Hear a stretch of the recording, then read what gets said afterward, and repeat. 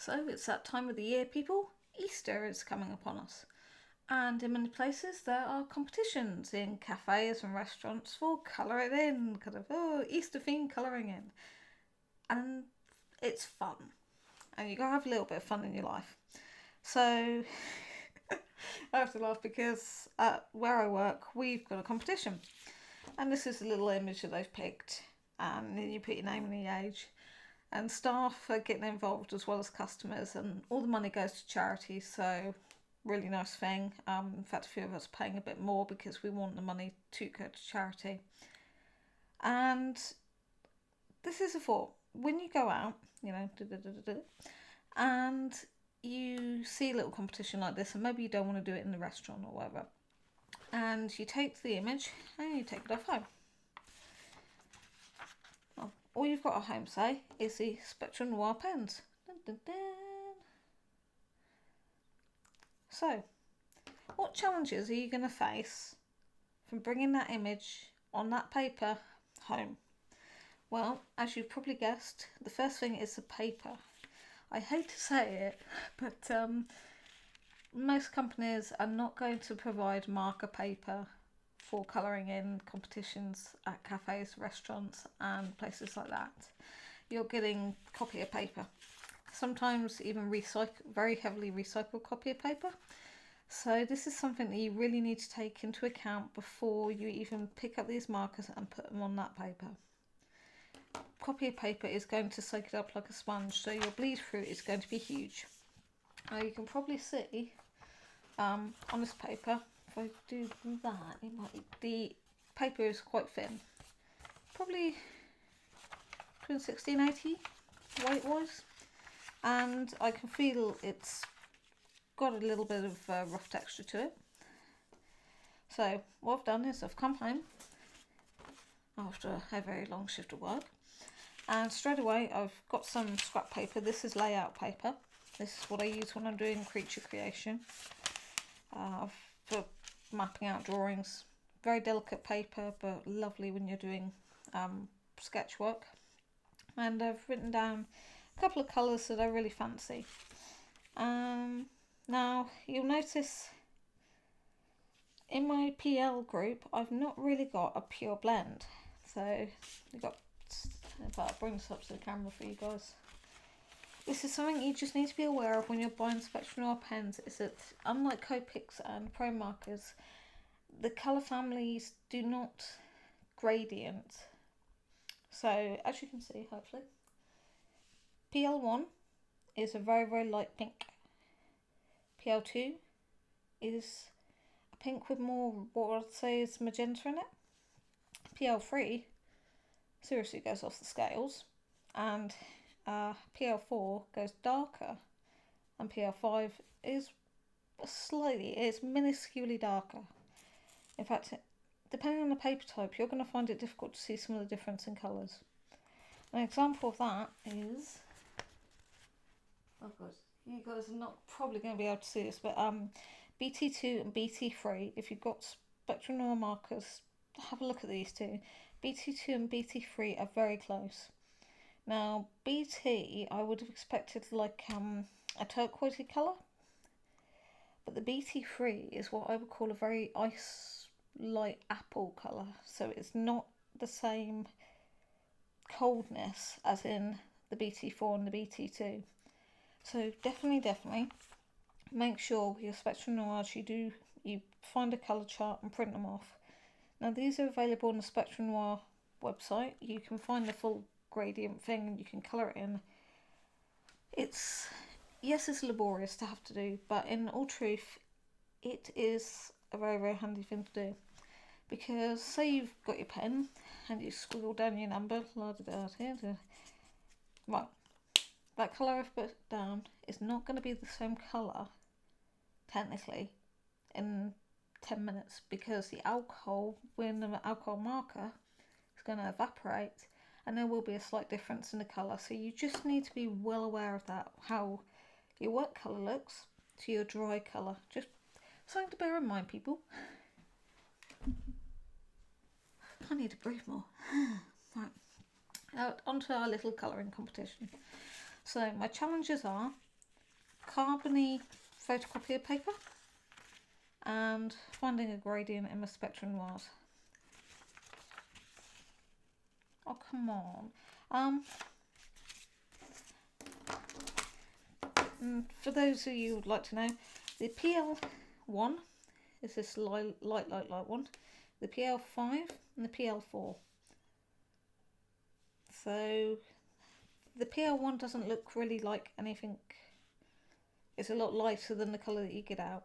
So again, don't rely on the caps on these ones. Make sure you get your colours put down on paper so you can physically see it. And also be aware that if you use certain papers, your colours may differ again because of the type of the paper. Right, I'm just going to grab something.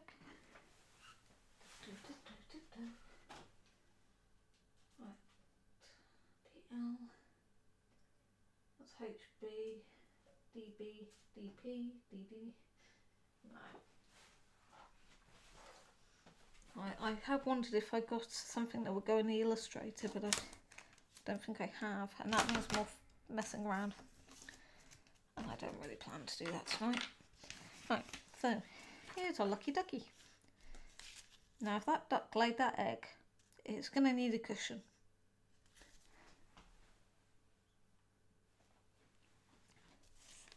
So where I'm going to start off with is the smallest areas. So I'm going to start off on the bill and the feet. Now the reason I'm starting off with what will technically be the darker areas is simply because then when I come in with the lighter alcohol colours, if I've got any over the edges, this is going to bleed it out and soften them up. At least this is a hypothesis. Now with my oranges, I've decided OR3 is too red. I don't really think it's going to be appropriate, so I'm putting that one to the side. So I'm just going to use the OR1 and the OR2, which again are two very different oranges. One is like a light orange, and the other one has got, once again, quite a lot of red. Quite, I don't know, weird. It's almost like looking at a peach and looking at a clementine. That's the way that I'll compare the two. Anyone for fruit salad? Right, so starting with the OR1. Now, because I know it's going to bleed like something else, it is the lightest touch ever. And that's why I'm going to be using the bullet tip 90% of the time. It's really light and quick. If you want marker paper, you can take more time. There's a blackbird outside my window going mental at somebody.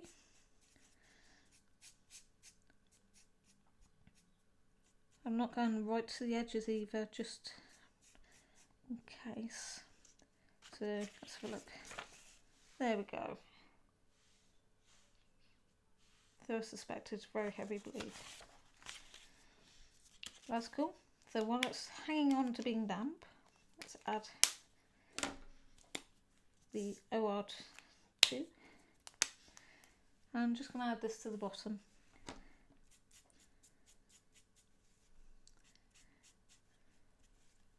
And a tiny bit to the edges.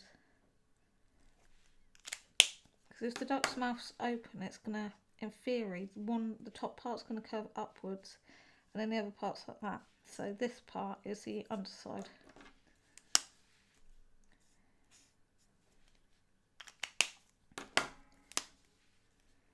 I'm just going to quickly try and blend that in with the OR1, just to soften that up.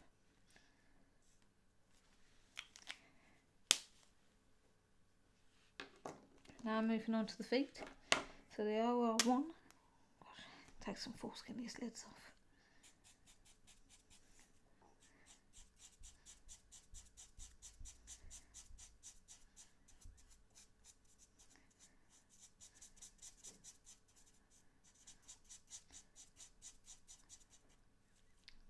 There we go, and just the other foot.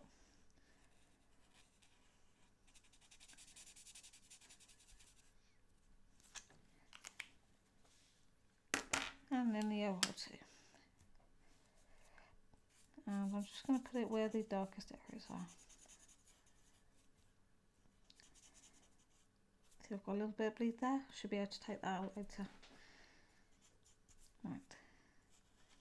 Since the duck is floating in the air, it does make it a little bit more difficult.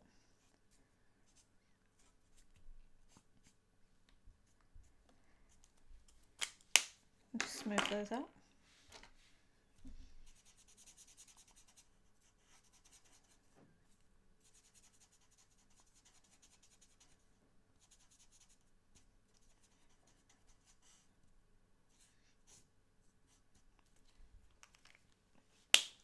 So next, I'm going to use the CT1 to create a base layer. This time I'm going to use a chisel because I just want to get as much coverage as possible.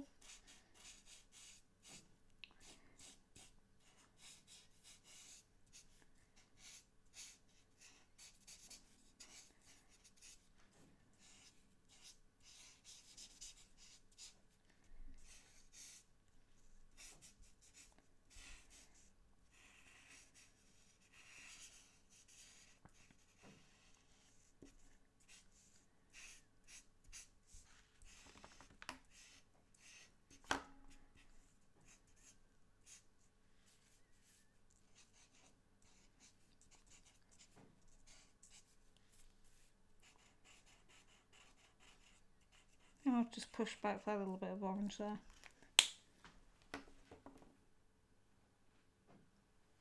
So next, using the CT2, just going to start adding in a little bit of shadow here and there.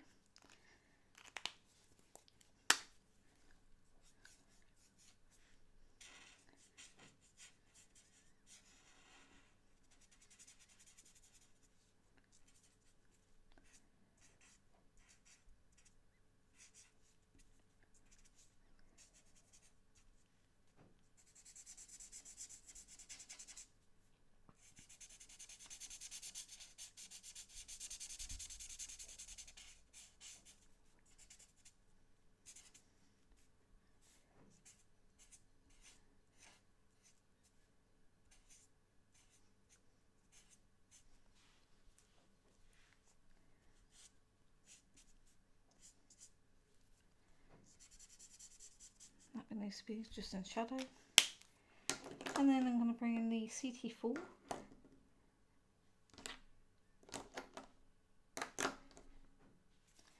And just push the shadows a little bit more.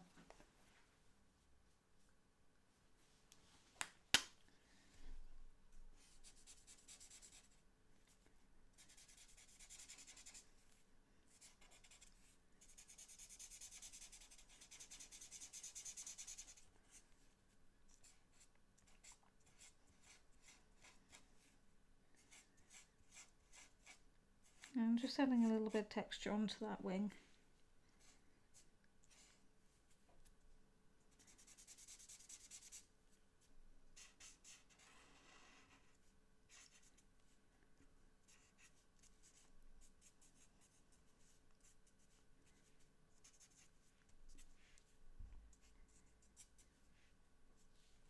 And then I'm going to go back to the CT1 and just soften that all up.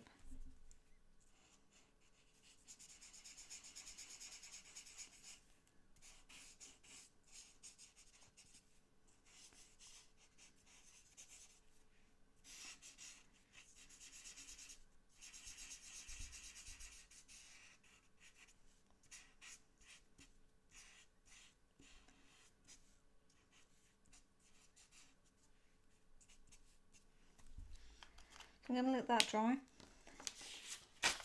and there's our bleed through, so I can see where the most amount of the ink that I've put down is. So that's what's quite handy to know. That just needs to dry a little bit.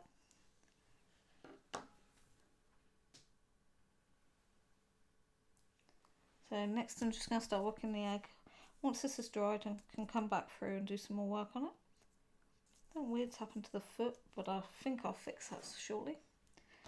So I'm thinking of using, I want to keep white in the egg.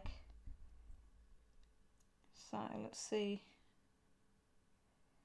BT3 is a little bit out. Let's go BT2 and see where we go. Okay, I will use the chisel.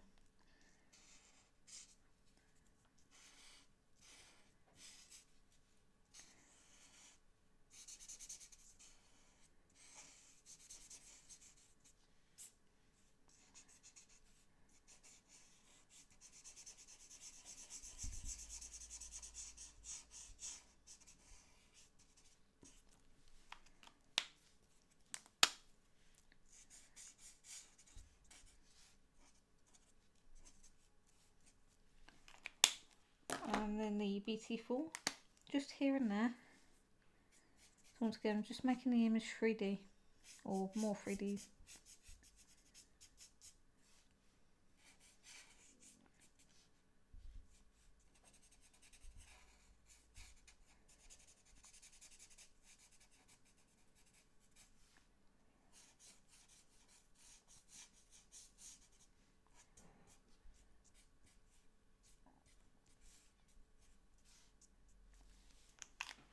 Let's try that BT3, see what happens.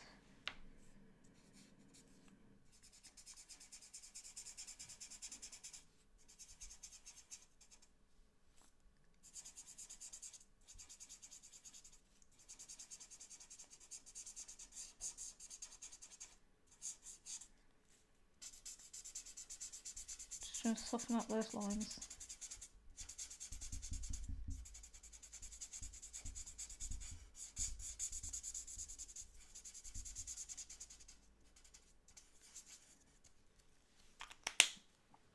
And BT1, sorry, BT2 should I say.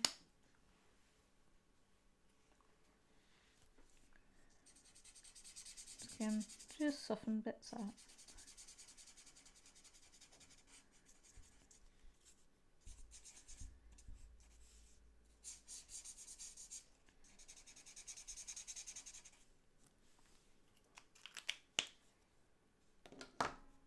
So the yellow should now be dry, so I'm just going to grab the CT4 and just do another little layer of that, just to push that colour. I don't want the colour kind of really big differences, but I do want a little bit of detail as to where shadow and stuff is.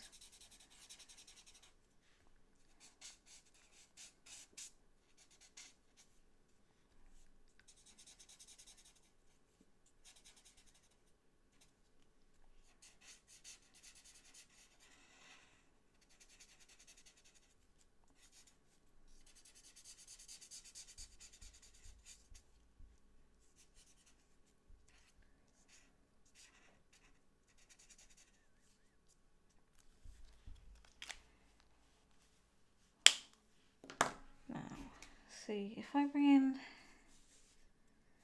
that PL2 that I thought was too bright, I've just found a useful.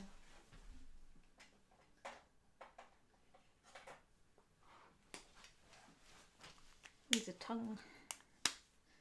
I'm going to use the PL2, which is this one, just to do the tongue.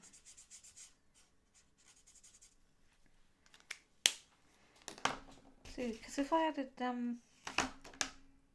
PL3, that would just, I can't quite believe I can blend that.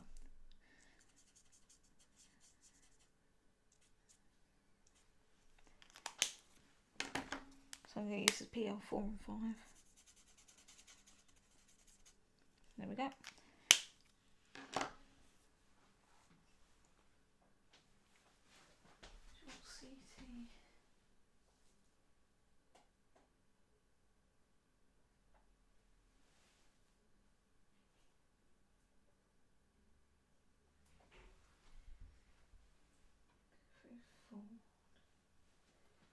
Yeah, see, my CT only goes up to the 4, so I don't really have any darkers unless I go into the greens, and I really don't want to go near green. So we'll stick with the purple. So I'm going to go with the PL1.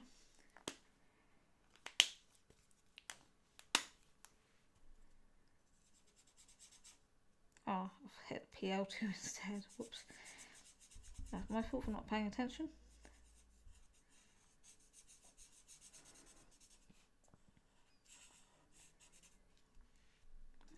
match that. Up here. Hopefully you'll be able to see that the image is softened up quite a lot. Normally I'd say start with your dark colour and go to your light colour. I've spent so many years colouring, I just I go by just how I feel.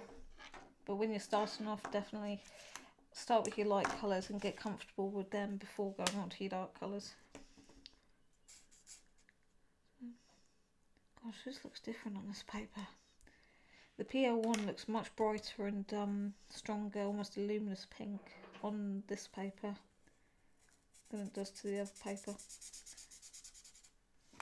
Ooh, misses.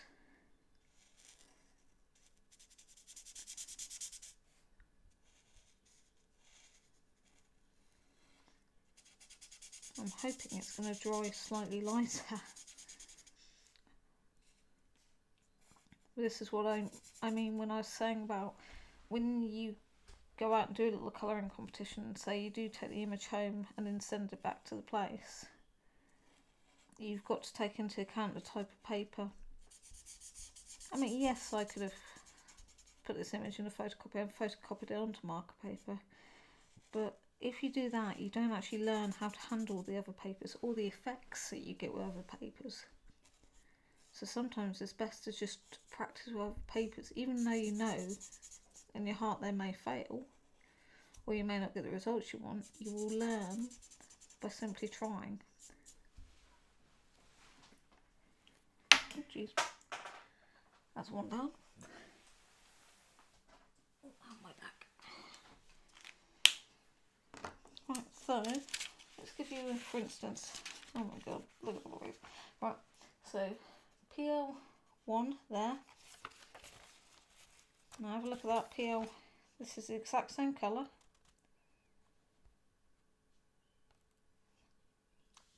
And that's literally down to the change of paper. Now, so that's lightened off a tiny bit as the alcohols are drying. But this is what, like I say, this is what I mean when I say that different papers will give you different results. Sometimes half the fun is experimenting. And I like the negative. I might actually submit this. Just gotta flip the image around and you got the image.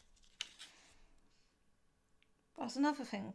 If you colour in and you look at the back, don't just think of the back as a mess. Think to yourself, actually, is that better than what I've got on the front? You'd be surprised actually at how many do come up better. So what colour to do these two? Oh, PL4 and PL5.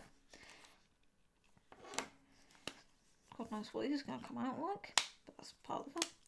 And then instead of going and block colouring, I'm going to be a little bit more experimenting.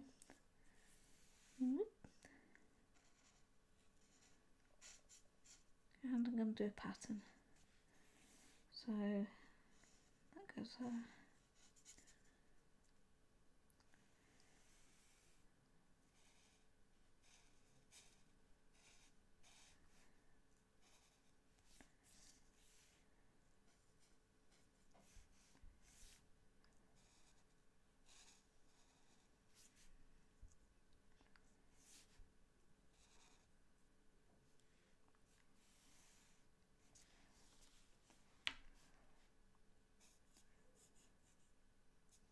This one's a very, very, very juicy pen.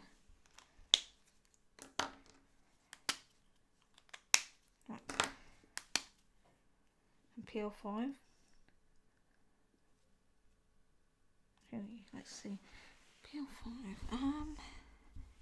Just want to PL5 into this bit.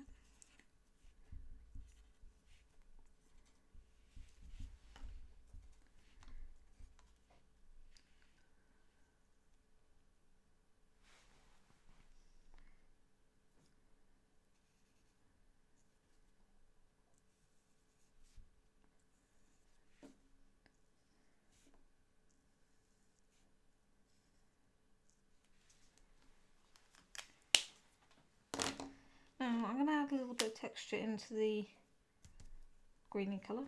with the BT tray.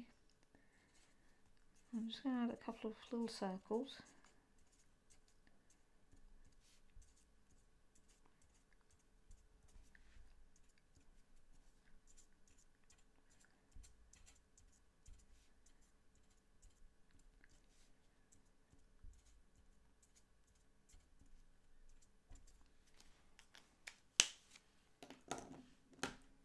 And let's see,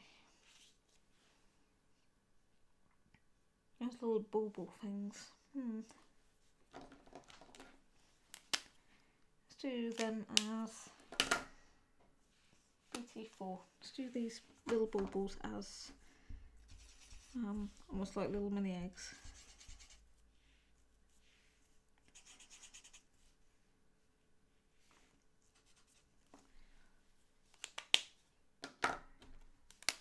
So I'm going to do a mixture of colours.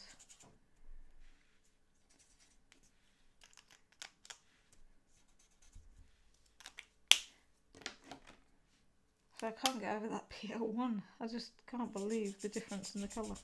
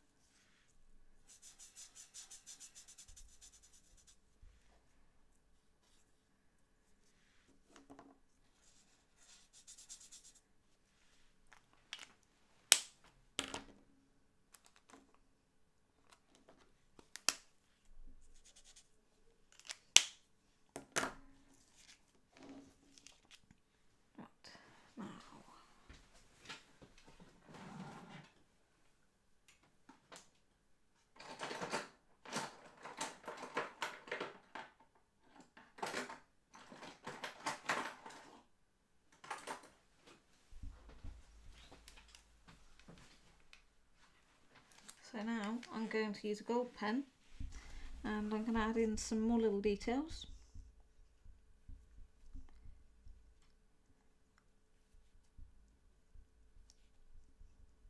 The nice thing about the markers is you can put over these Uniball gel pens over it and they don't seem to react.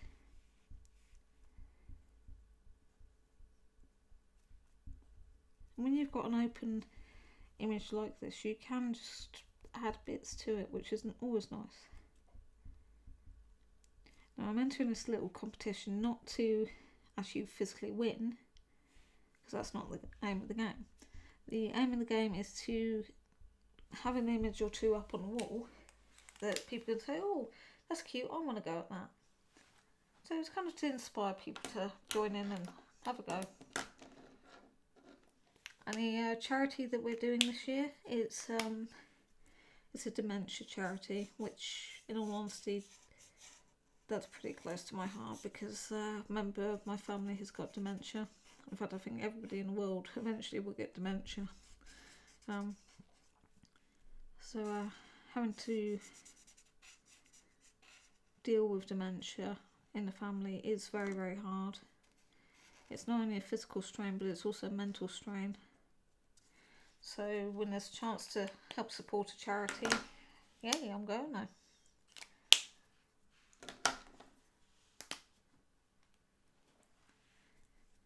Once again, just softening out those edges.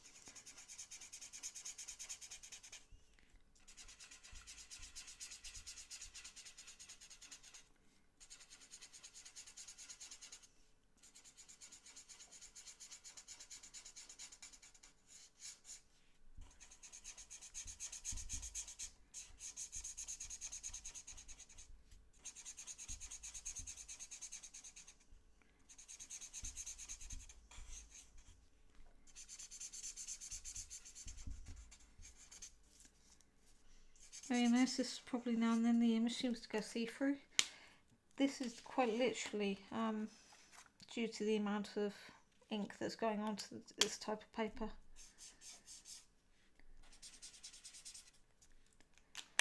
Just add some CT4 to the duck. In fact, part of me thinks, right, I'm going to risk it and put OR1 a tiny bit just into the shadows and then push it back with the CT4. So I really want that to stand out a little bit more.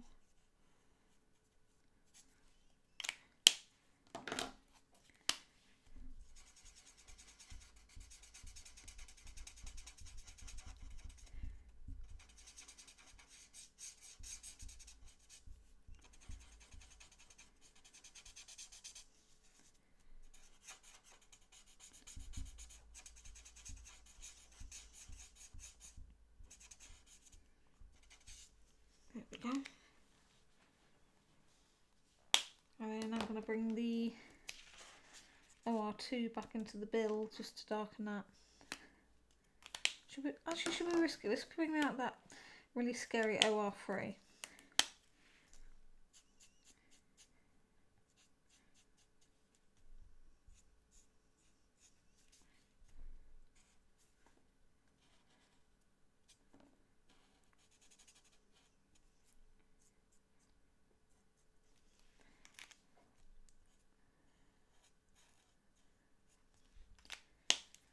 And the OR2.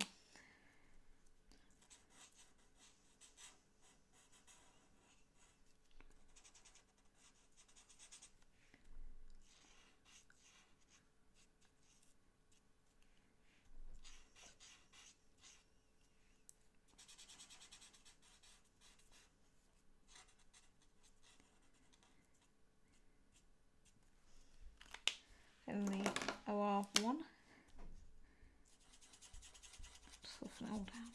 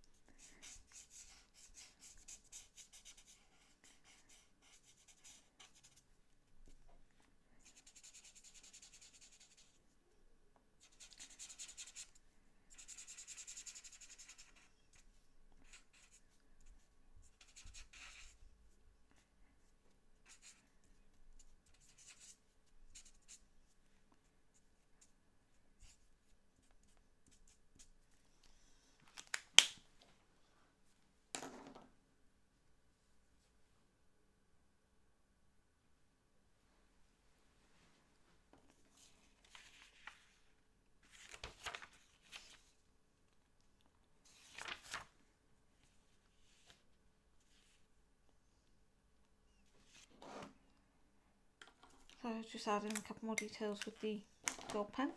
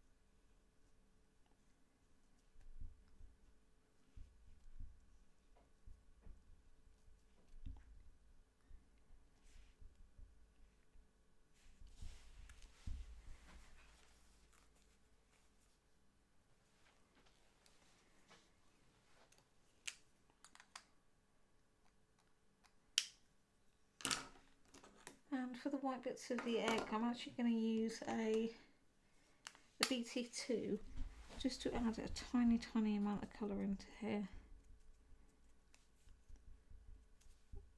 Try not to get gold on the finger, but I've not had much luck. That's the only thing about the little gold gel pens. they do take a little while to dry, so you have to watch out that you don't put your fingers into them.